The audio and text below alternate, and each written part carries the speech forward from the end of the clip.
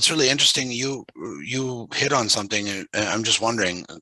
Pardon my ignorance, but I saw in the news that Russia is saying if you want our oil, you have to buy it in rubles.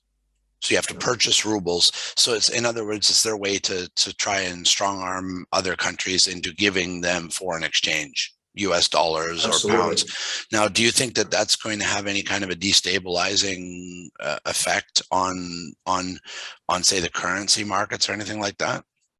It'll have the biggest destabilizing effect on the currency markets we've seen for quite a while, and it is the misstep, I believe, that America has made by putting Russia out of the SWIFT system and saying, well, you can't have any currencies.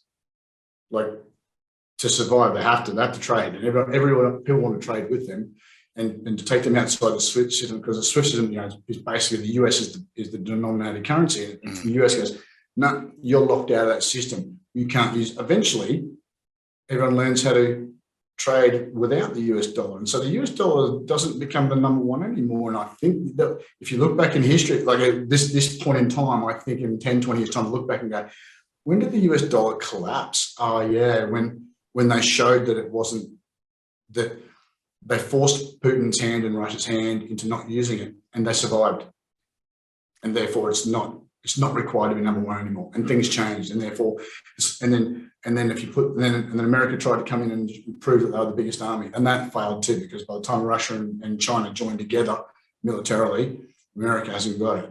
So I think this is probably the biggest issue. Yeah, it seems like the world is fracturing in other ways too, where like they're talking about having their own crypto, they're talking about having their own internet. Sort of separate from the rest of the internet.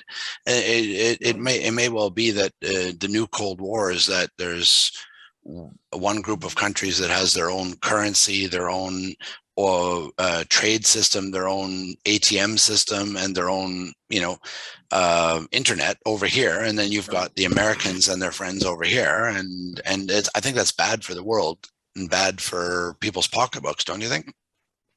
So, mate, it can't be good because so much of the investments and so much of the assets and the asset values have been predicated on borrowed money, and the theory that those assets will be worth what we paid for them last year in so many years' time, because the systems that we are banking on kept growing and growing and growing, and growth kept happening. And so that's why you buy a stock on 25 years of projected earnings, right? Because all things being equal, it's kind of this weird phrase, like you go, oh yeah, because I understand the system. Yeah, everyone keeps trading, and eventually, we trade with the cheapest labor, and everyone grows and grows and grows. Nowhere in that calculation has been, oh, well, then the world gets cut in half, and we don't, like, there's two big splinters, and these guys in the middle who kind of want to jump beyond the fence, and eventually we'll be each side will be courting them and shouting out, and then they'll be like, hey, you can't trade with that guy because he's over there with Russia, and you can't.